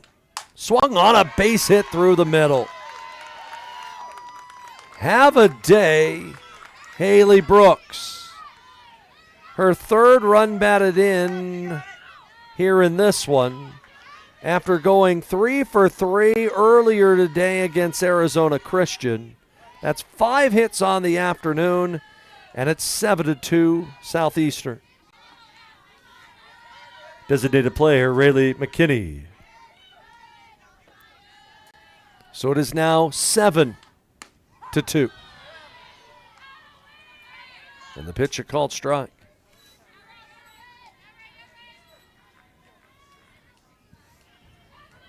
Brooks, the runner, over at first with 2 outs. Winning run on deck for Southeastern. Is the pitch lined to center, and that winning run will come to the plate. And an opportunity for Leah Gonzalez to win it.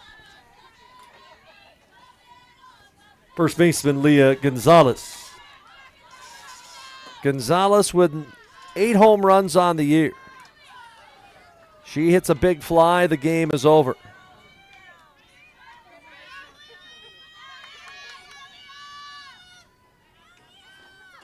As the pitch to Gonzalez, a curveball down and away. 7-2 our score here in the 6th. Southeastern has scored the last 7. Earlier today, they scored the last 15 of the game against Arizona Christian. 1-0. That's at the knees.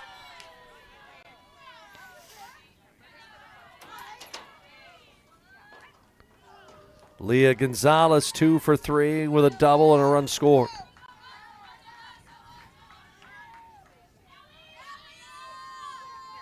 Big, powerful right-hand hitter, and Blair's pitch bounces in. Runners are going to try to advance the throw to third. They say safe on the wild pitch. Diving into the bag goes Brooks. So second and third now with 2 outs. As the Southeastern offense just continues to play add-on. 2-1. Swing and a miss. Good curveball by Blair on the outer third.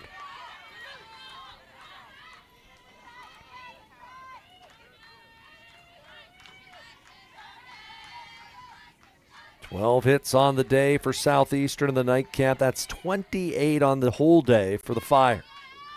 2-2. Outside, that one gets through the catcher. A run's going to score. A pass ball by McCartney. And it makes it an 8-2 ball game.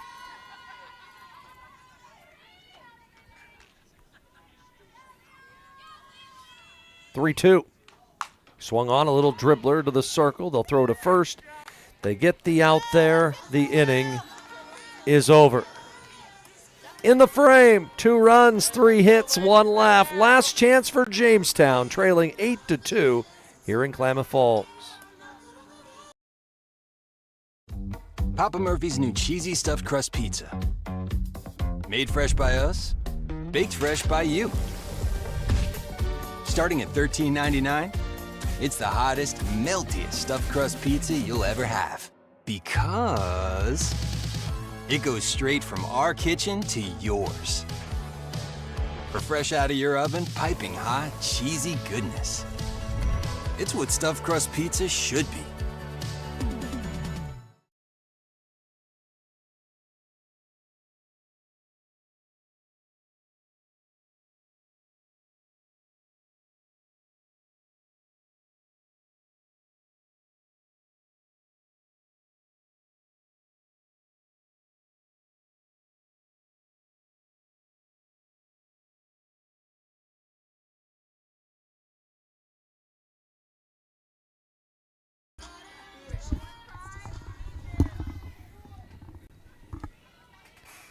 Last chance for the Jimmies here in the 7th. What could be the final 3 outs in their NAIA softball history before they move to the Northern Sun Intercollegiate Conference a season from now. Start that probationary period with the big blue dot, as a lot of folks like to call it. Grendler, Austin, and Gregg 8-9-1. And the lefty's pitch is a fly ball hit to fairly deep center. Drifting away back over the head. It's going to bounce off the wall. To second goes Grendler. She'll end up at third with a triple. As Brooks kind of got caught up near the wall. And Grendler with a 3-base hit. Off the wall and straightaway center. Starts the inning for Jamestown. Right fielder Sidney Austin. So to bring up Austin. They got to get a lot, though. Austin 0 for 2 with a strikeout. 2 for 8 in the tournament. And the pitch to the plate, a line drive, base hit, left center. Give her an RBI single. And all of a sudden, little momentum in the third base dugout. Austin picks up RBI number 16, and now it's the top of the order set to come up for Jamestown. Center fielder Trinity Gregg. Trinity Gregg had an infield single. Her last time up was thrown out, trying to stretch it on a wild throw. And the lefty's pitch, showing bunt. They said she went around, strike 1. Playa has thrown 95 pitches, 59 for strikes. Southeastern trying to pick up win on the season, number 42. And face Oregon Tech tomorrow. Did she go? They will ask, and Steve Meeker said yes. 0-2 the count.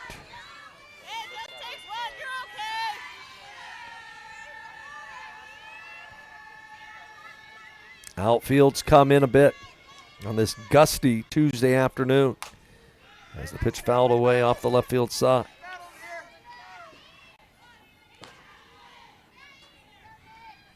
Glad that you could tune in here on the Owl Sports Network throughout this first 2 days. We'll have more for you tomorrow, including a potential championship game. 0-2. Did she go? They'll ask again. They said she went around. Strike 3. Gregg down on strikes for the first out. Left fielder Lauren Weigel. Third strikeout for Playa on the day. The batter is Weigel, who's 1 for 3. And timeout called, and Kayla Watkins again out to the circle. This is the third time she's went out to the circle today without making a change. And it's something that in baseball, they really keep a close eye on how many mound visits there are. And if you get past 5, I believe it is, you're required to make the change. It's kind of a speed-up rule that you saw at the big league level that started not too long ago.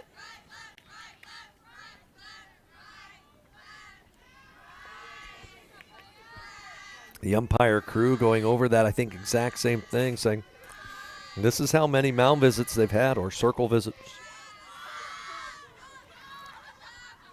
Weigel just a freshman. Got 3 more years in the Jamestown program.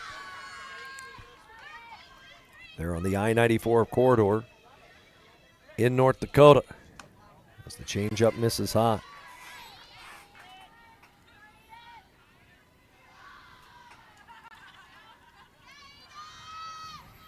As I mentioned, they'll be entering the Northern Sun Intercollegiate Conference next year.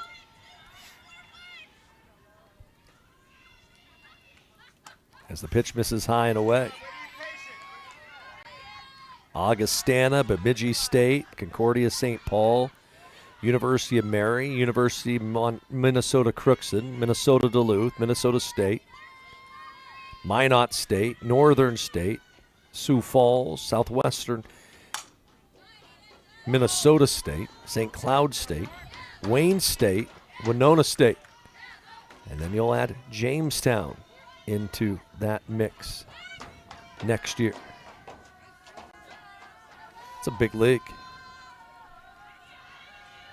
2 balls and a strike to Weigel. Runner at first is Austin, who had the RBI single. And the pitch is popped up, shallow left field. Playable out there for Brooks.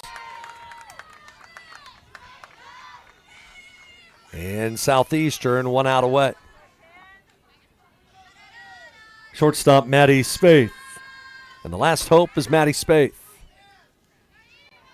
who has 2 hits, including a run-scoring double. That was back in the 3rd. At that point, it gave Jamestown a 2-0 lead. But 8 straight runs scored by Southeastern broke the game open.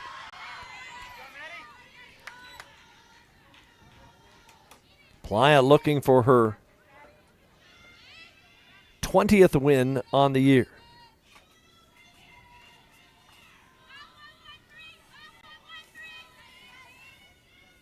And second of the day.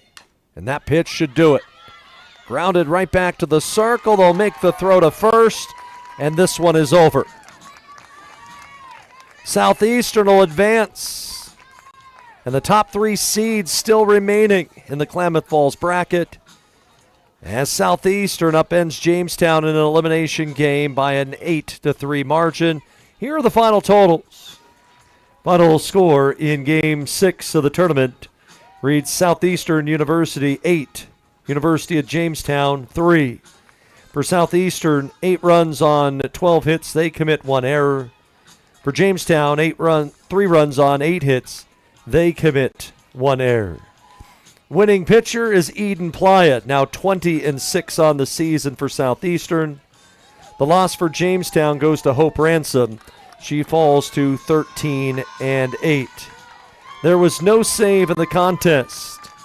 Time of the game, 1 hour and 52 minutes. Home runs hit in the game for Jamestown. Caitlin McCartney, her 4th. And for Southeastern, Haley Brooks, her 1st of the season. With the win, Southeastern moves on into tomorrow's first elimination game at 1 p.m. against Oregon Tech. The winner of that game will move into the championship round and take on Midland. The loss for Jamestown ends their season with a final record of 36-17. They finish fourth in the bracket, and we wish Jamestown success in their travels back home to North Dakota, and we wish them luck next season in their embark to the Division II. Again, that will do it for our Day 2 here at Stillwell Stadium. We ask everybody drive home safely. We will see you tomorrow at 1 for Game 7 of the NAIA Softball National Championship Klamath Falls opening round bracket. That'll do it for us as well on the radio and TV side of things. 8-3 Southeastern knocks off Jamestown. They'll meet Oregon Tech tomorrow at 1 for a chance to play for the championship. I'm Mike Safford, reminding each and every one of you, don't just have a great day, make it a great day. We will see you tomorrow here from Stillwell Stadium in Klamath Falls.